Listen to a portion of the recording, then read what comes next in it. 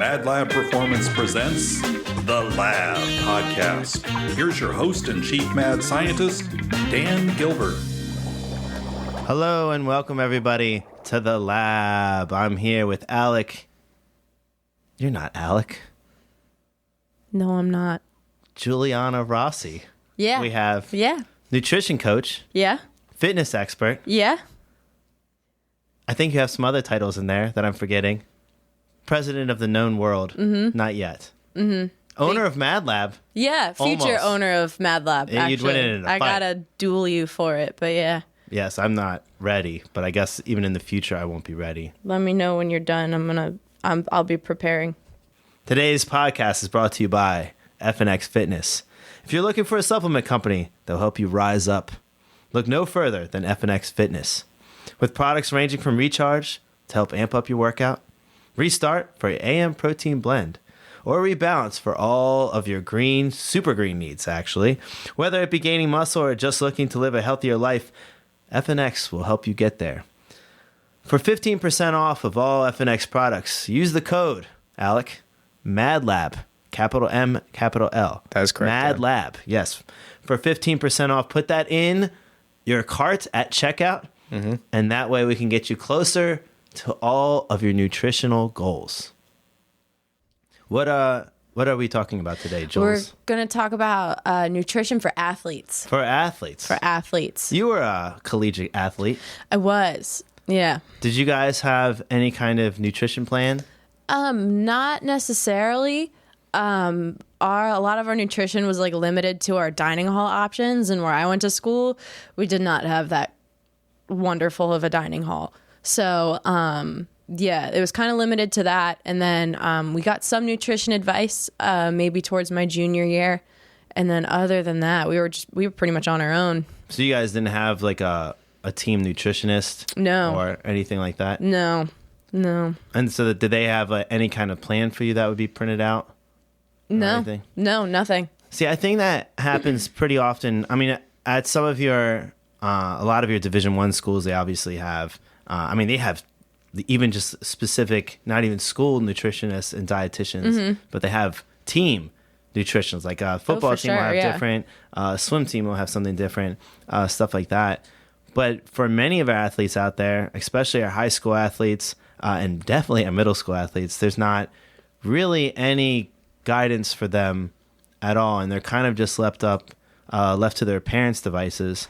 And then the parents are working and they're trying to raise kids, and they don't have just the one athlete. They might have like 4 other kids that may or may not be athletes. So they're trying to figure out nutrition. Really, they're just trying to keep their kids alive and getting to the sport and getting to school and all that stuff. So we should clarify some of the things that maybe these athletes could be eating, should be eating, maybe some things to stay away from. I think that would be some sound strategy. I agree 100%. When it comes to athletes, do you have a general philosophy or some ideas that you follow when talking about nutrition? I think like the number one thing for me is just like, are they eating enough? Are they getting enough food? Because they're out there. Some of these like athletes, I mean, a lot of them are still in school unless you're at the professional level. They're still in school. They're sitting in school all day. Then say maybe they ate breakfast before school. True. They go, they have lunch. Maybe they get a snack in before practice. They're running around at practice every day. They have games, stuff like that. Are they doing what they need to do nutrition-wise to make the most out of their performance? And most of the time, it's definitely not. I actually have we had an intern in. And he told me his nutrition because we go over. I don't know if you know what I'm talking about. He would love me to talk about this, actually. And so we talked about it, and hopefully, I know he was doing much better with it after a while. I can't remember do you remember what cereal it was? I feel like it was like Fruity Pebbles or Lucky Charms. It was one of those, but it was Cinnamon Toast Crunch or something. It was some ridiculous cereal. And he wouldn't eat breakfast, so then there's no breakfast. School all day, and then he played lacrosse and football, so then he would go to practice. Sometimes he would eat a bowl of cereal before practice. Then he'd go to practice, but then he would eat like 2 to 4 bowls of cereal before going to work. and then he worked at a fast food restaurant, and then he would have terrible fast food options, and then he would get home, go to sleep at like 11 or 12 at night, wake up in the morning, and do it all again. So we're talking about lack of sleep and some serious nutrition deficiencies there. I think that sounds like the perfect nutrition plan for me. Yeah, I mean, I was kind of jealous of when he was like, and then he would just be like, and I would smash 4 bowls of Cookie Crisp or whatever, whatever it was. And I was like, that sounds amazing, but this is not good for an athlete. So we do have a lot of them that kind of eat sporadically like that, Yeah, and then don't eat enough. No. I guarantee 90% of athletes aren't eating enough. And also, depending on the sport and depending on your position, sometimes you go to practice, you're running around for 2 hours. Yeah. At a game, you could hit maybe like 3, 4, 5 miles in a game, you know? Or if you're, and you're like, going in with like 200 calories eaten. I know. It's and not insane. even 200 good calories. It's insane. And so I feel like a lot of the time, like people just, they neglect it. You know, and then they start to see like, okay, like midway through the season, people are getting injured and they can't sustain like games. They can't make it through practice, like all that stuff. And you really do have to take a hard look at nutrition to kind of answer those things. You know, that's one part of it, but I think it plays a huge part of it. Yeah, for sure. There's only 2 ways that you can get energy, right? And that is from food that you intake and then sleep. So it's food and rest. You're forgetting about photosynthesis. Oh, photosynthesis. Yeah, for yeah, us plant-like. Us Venusaur, Bulbasaur ones. Per our conversation of Pokemon today, which we won't get into. We'll save that for the Pokemon. Yep, the Pokemon podcast. Yes, exactly. Tune in next week. All right, so you're finding that athletes aren't eating enough. No. Or near enough. What do you do about that? Like, I guess first step, maybe make them aware of it. Yeah, for sure. Just make them aware and talk about how it affects performance. You know, because if they're not eating enough, they can't play to their maximum level, you know? And so I think, yeah, just make them aware. And then maybe if you kind of have the time, like sit down, talk about their schedule a little bit. Okay, if they're waking up at 6:30 and they have to be on the bus by 6:45, like maybe say, hey, maybe the night before, set some food out or just put it, you know, their arm's reach. Maybe it's a protein shake and a granola bar or a banana or whatever. But nothing that's going to go bad. Set out a glass of milk. A bowl of ice cream. A bowl of ice cream. We'll save this one for the morning. This is my morning ice cream. Yep. Which it probably isn't actually far-fetched for some of these individuals. I do like what you said about tying it to performance. Because I also think too often when we speak to kids, how I am even now sometimes, but a lot of kids, like thinking of long-term health is difficult when you're a kid. Oh, absolutely. So tying it to go, you know, hey, for this is to be healthy, this is this. I mean, they're running around, their schedules are nuts. They want to have fun and they're like learning all this new stuff. Sometimes long-term health is not anywhere close to their mind. But their performance in what they do in their sport is. So I do think that's a mistake that a lot of people make. They keep talking to kids about health. Some kids do care very much about that, and not that they don't. But athletes, if somebody is an athlete and a competitive athlete, they should always care about their performance. Yeah. And tying it to that, I think, is super important. Do you do anything, or do you find any issues on like beverages and like what they drink and like how they hydrate? They're not hydrated. Especially, you know, you see middle school athletes, high school athletes, college athletes who are partaking in certain beverages, 100% not hydrated. And hydration plays a huge part in athletic performance. If you don't have enough water, you are going to cramp, you are going to pull a muscle, something's going to happen that's going to affect your performance on the field, the rink, the court, wherever you're playing. For sure. Yeah. So just drink water. I like to say, you know, general rule of thumb, if you're, I guess, an adult of adult-ish age, try and get a gallon of water in a day. That makes a lot of sense. Yeah. I think like little kids, like maybe like middle school age, maybe they don't need a whole gallon depending on where they are in their growth. But yeah. Do you ever give your athletes homework or anything where you're like, I want you to start tracking this and then tell me how much you drank or ate of this stuff? Yeah, for sure. For sure. And like a lot of them, I tell them, because I think you see this a lot more, I think, with female athletes than you do male athletes. But it's like, you do need to start getting in, okay, like, are you eating enough? And like, it is okay. Like, if you're going to go to Chick-fil-A, get whatever you want at Chick-fil-A, and then maybe throw in some like grilled nuggets on top of that, just to get some extra calories, some extra protein that's not going to like make you feel weighed down and disgusting, you know? Right. Or, yeah, just making sure you're kind of like hitting those like targets each day, most of the time each week, you know, and then just like seeing how you feel. And then after a couple weeks of that, like adjusting based on how you feel, based on how you're performing. I think nutrition advice too is based on, it's certainly based on the individual, because you have some that are more mature than others. But like I would say, like middle school athletes, you might go, you need to drink more water, maybe focus on this much water, and here's times that you should eat. Yeah. Right? Like eat before practice, eat after practice, or whatever.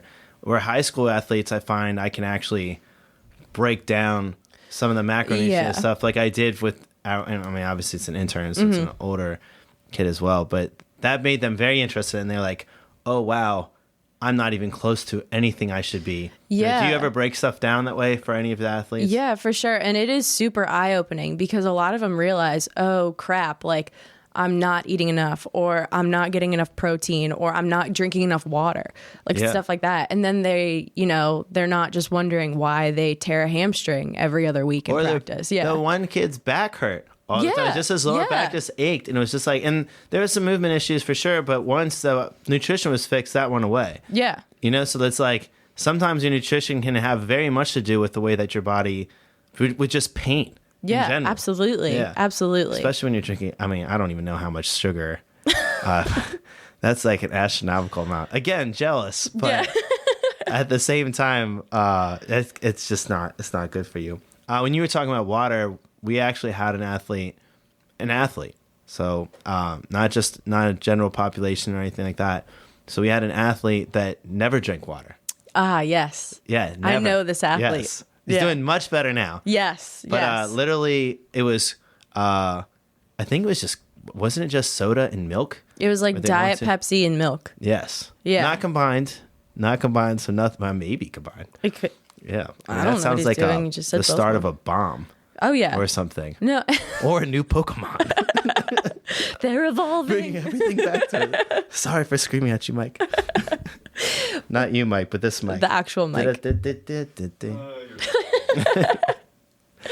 No, but great jokes today. I feel like this happens like with a lot of, you know, athletes, especially young athletes, people who are like impressionable, you know? I thought you were just going to kick I'm just gonna Sorry. Yeet the Yeti across the room. Yeti. There's a lot of stuff happening here. Sorry, continue with what you were saying. No, like I feel like especially like younger, you know, kids, middle school, high school level, they're like super impressionable. So a lot of the times it's like, okay, like what are the parents doing? What is the parents' lifestyle? You know, because if you bring home cases of soda and Cinnamon Toast Crunch and Doritos, and like that's makes up the bulk of your kid's diet, and they're playing 3 sports a year in school and playing travel this and club that and working a job, it's just like, okay, like maybe we need to take a look at this real quick and then, you know, readjust. Which is interesting, because when you speak to the athlete, the young athlete, a lot of times, again, there's exceptions to everything, because we do have some very serious even middle school athletes out there, right? Oh, yeah. But linking performance to the athlete, so linking nutrition to performance for the athlete, very important. Linking health and their kid's safety to nutrition for the parent is super important. Yeah. So it's almost like you have to have 2 different conversations in a lot of the time. So nutrition, just like training, can be very much a game of psychology. Yeah, seriously, especially with, you know, younger kids, because it's like that kid, yes, like you want them to be able to speak for themselves. Their parents probably want them to be able to speak for themselves.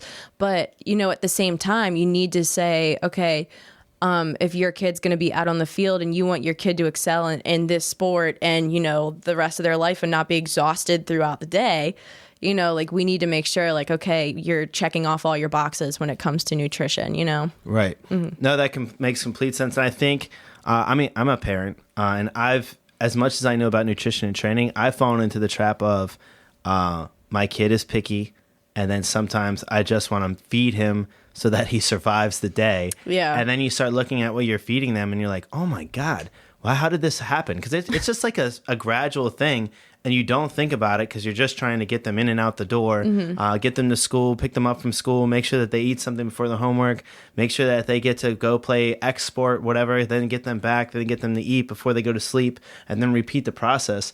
And then you start to look at how the process crumbled down because of either your own exhaustion and how picky they are, and you don't want to fight. And then all of a sudden you're feeding them terribly. And I think that happens to a lot of parents as well. And I think it's important to wake a parent up from that, because I had that happen. And this is my profession. Yeah. So it can happen to anybody. So us educating the parents, super, super important. Yeah. Makes this podcast important. Yeah. I think like, like speaking to the parents, especially if your kid is picky, like super picky, like will only eat like sugar picky. I would just be like, make it a point, you shouldn't maybe take those things away from your kid, but maybe like use it as an incentive and be like, okay, like if you, eat like some of your broccoli tonight, like, you can still eat like whatever it is you want to, or just like instead of, quitting cold turkey from like this thing that, like if your kid's not going to eat, it's better to make sure your kid is eating and is getting in calories than it is if they're just like not going to eat anything. Yeah, and giving them some options too. So yeah, like, for sure. If just because you think that kale is healthy, if your kid's not going to eat kale, it's going to be quite a fight to get them to eat Oh my kale. God, yeah. Yeah, then be like, okay, well, will you eat, like any kind of leafy green is probably the same, but maybe like maybe spinach is a little bit different for them. Or maybe you're like, what happens if I give you, instead, let's give you a green shake.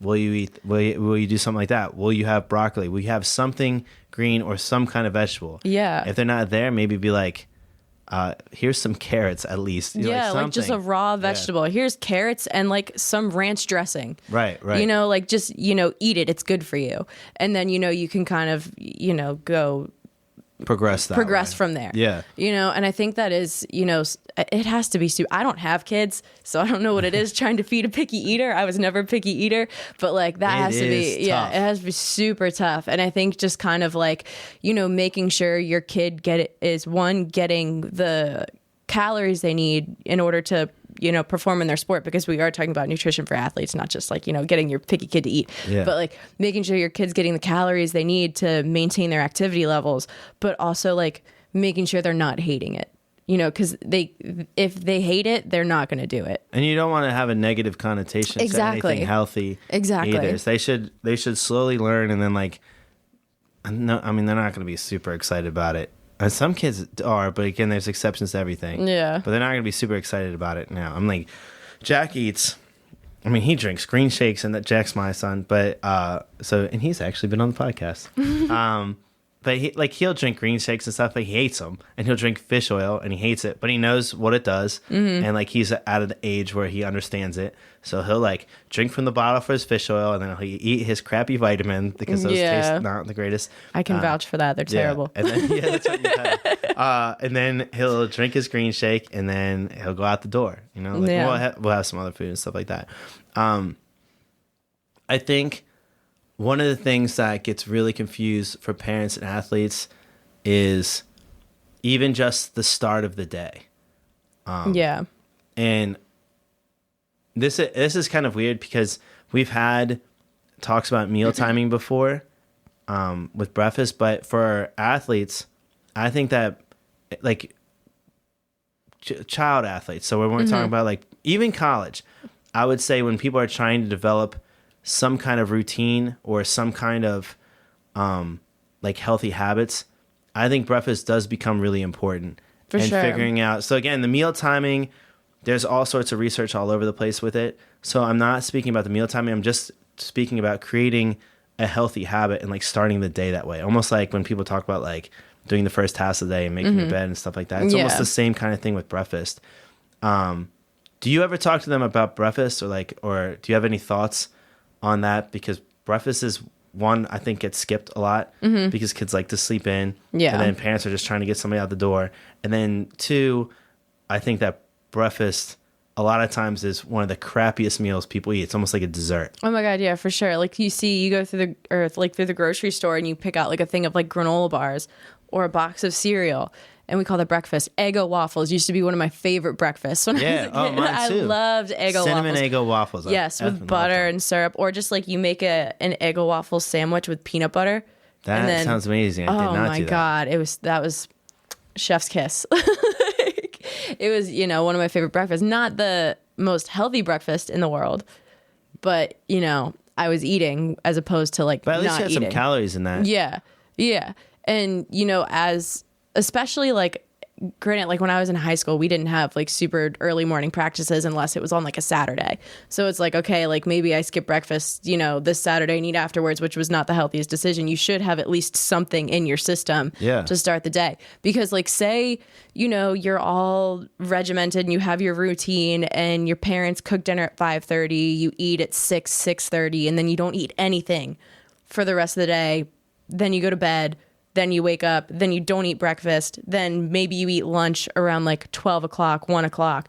That's, math is hard, but like 18 hours potentially where you're just like not eating. Yeah, where you get anywhere from like 200 to 800 calories from that lunch, and then you're right into practice. For sure. Or into lift and then practice, or whatever your schedule is after school. When I was a senior in high school, I kept a jar of peanut butter in like the yearbook room. I was in yearbook, so I would just like type and do stuff while I was It was cool. No. So I used to keep a jar of peanut butter and a bag of carrots in the little mini fridge, and that would be lunch. But that's not at least it's not the worst. No, I'm but getting if that's some all you calories ate, from the peanut butter. But yeah, that's all I ate. Do you have advice from let's say like a realistic quick breakfast?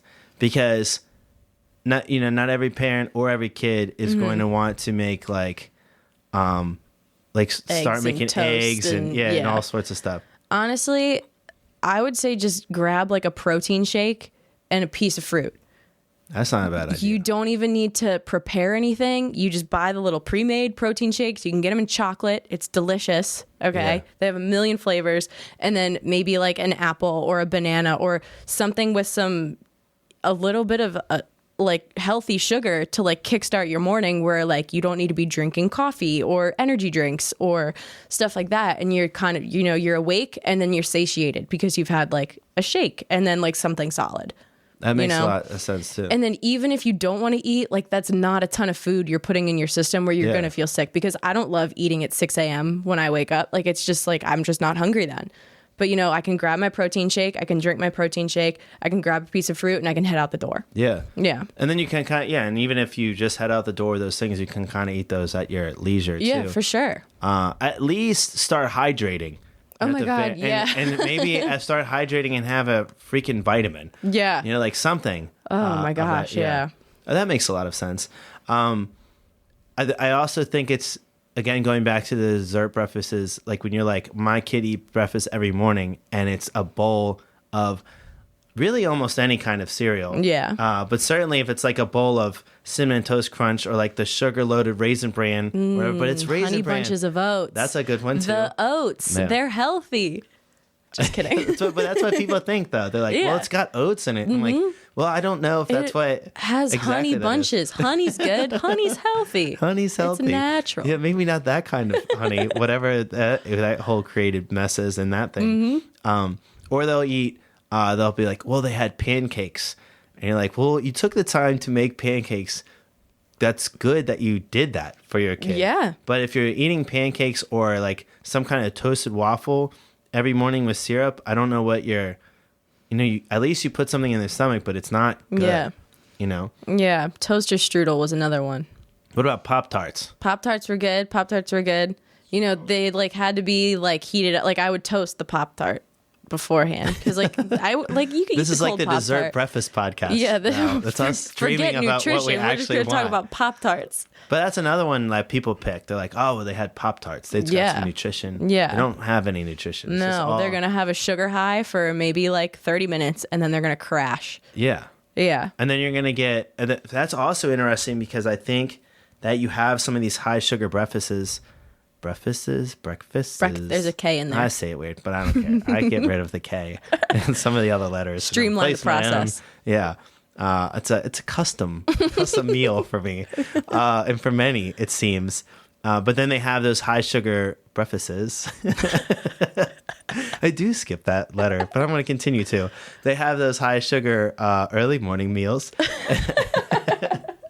And then they're like, they get these reports of their kids not doing much or even maybe acting up in their early classes. And they're like, what's going on? We're like, well, you gave your kid almost a full day's amount of sugar in a breakfast, and then you sent them to school and you expected them to perform mentally even. So even outside of athletes, like just mentally in school, because that is a long day. Yeah. You know, a lot of these people, you know, they work 8 hours days, but they probably work they're probably required to work 45 minutes of that 8 hours. So the kids are not that way. You know, you got to perform almost the whole day. Exactly.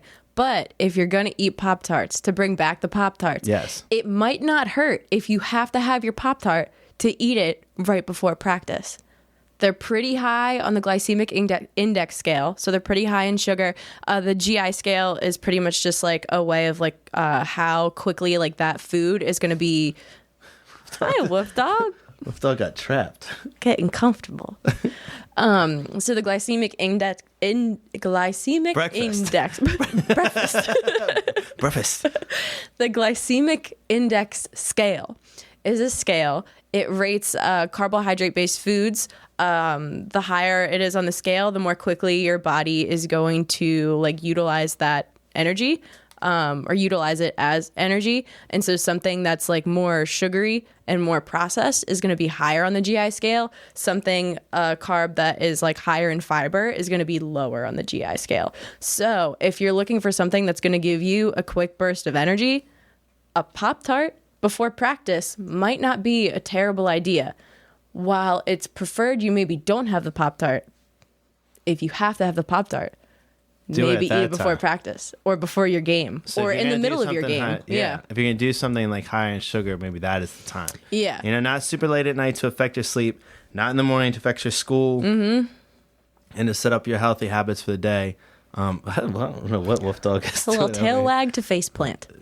We didn't introduce her. This is the Wolf Dog. No explanation. No explanation. Once again. Okay, so you're talking...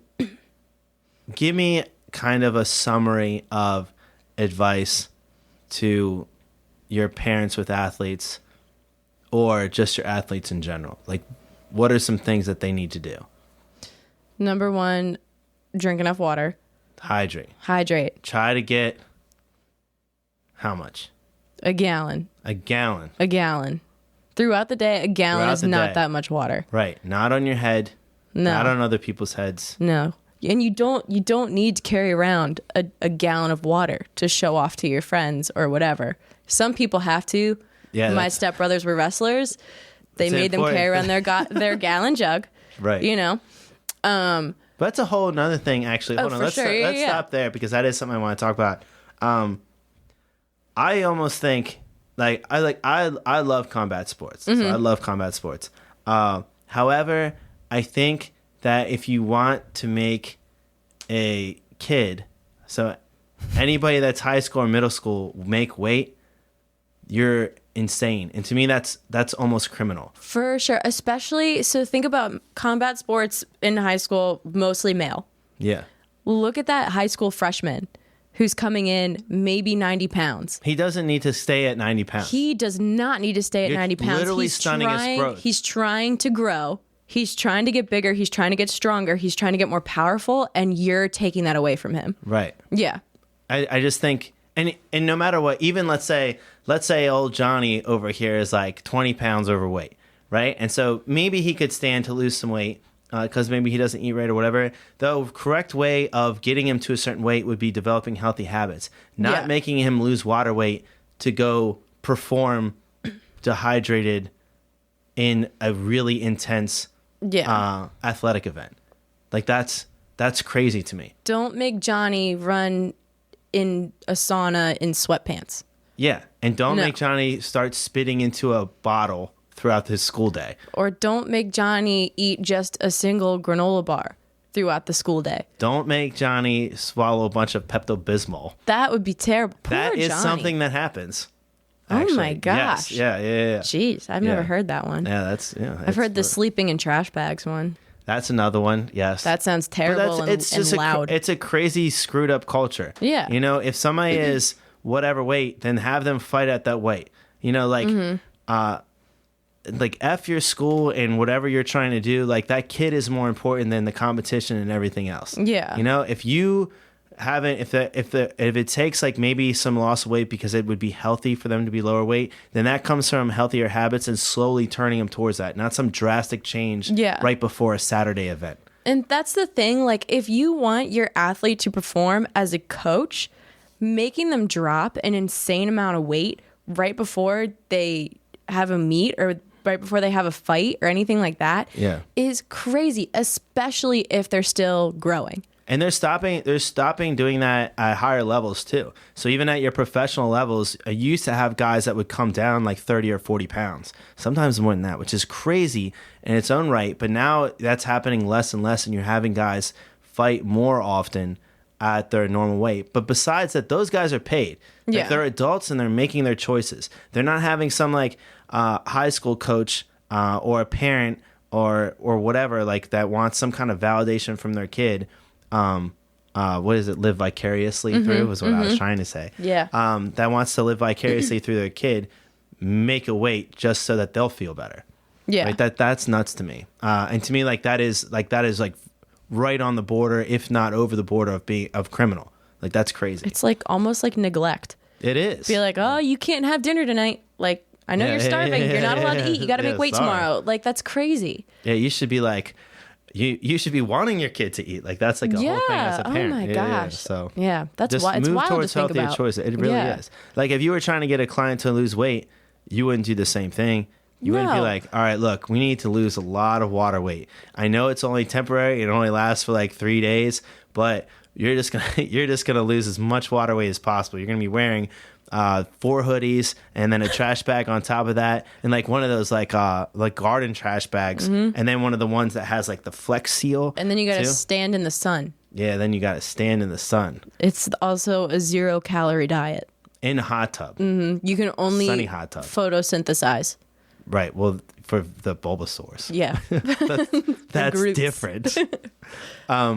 Yeah, that stuff is crazy to me. That also, and that's for like a weight loss podcast, but the weight loss stuff with the like wearing the long sleeve shirts and like hoodies and stuff like that, and then going to run on the treadmill. You're trying to lose weight. You're not trying to make weight for an event. Like that's short term. Yeah, for sure. And I don't really agree with this, but if you were like, okay, I'm going to the beach on Saturday and I want to look good for just a few hours on the beach, then maybe like you would start losing water weight on Thursday. And if you were going to the beach like that Saturday morning.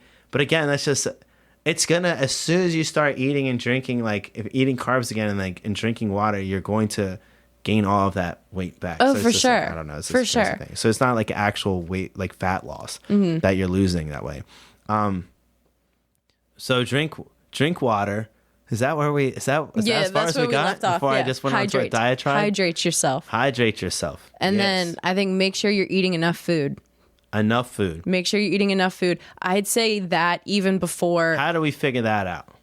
Like, how is there like, because you don't want them to maybe go through. I mean, I don't know what do you want them to go, like what would you say to get them to start to eat enough food? Well, if they take a look at their diet and they're already eating, their 3 meals a day, maybe a couple snacks during the day, they have it all in order. They're probably, pretty good to go. From that point, maybe start looking at, okay, what they're intaking. If you have a kid, super picky, could survive off of air, make sure, okay, like send them to school with a protein shake. Make sure, if you're in college, if you're a coach and you have athletes, make sure your athletes are going to the dining hall for breakfast. I don't care if they have 8 a.m. classes. I don't care if, you have a 6 a.m. practice and they're running. Make sure that athlete gets fed, because that's something that I think is super important. Because, like, we would wake up and have 6 a.m. practices, and then practice is 2 hours. You have, say there were a couple times where I had an 8 a.m. class and then I had a 9:45 or whenever the next class started. But sometimes I wouldn't get to the dining hall until like 12 o'clock. And, I'd be exhausted and I'd be starving. And then, we have to turn it all around for like the next day where we have like a game. Like you shouldn't feel like that the day before a game. You should be well fed. You should be well rested. You should be well hydrated, And so I think as a coach or as a parent, like just make sure your kid is eating.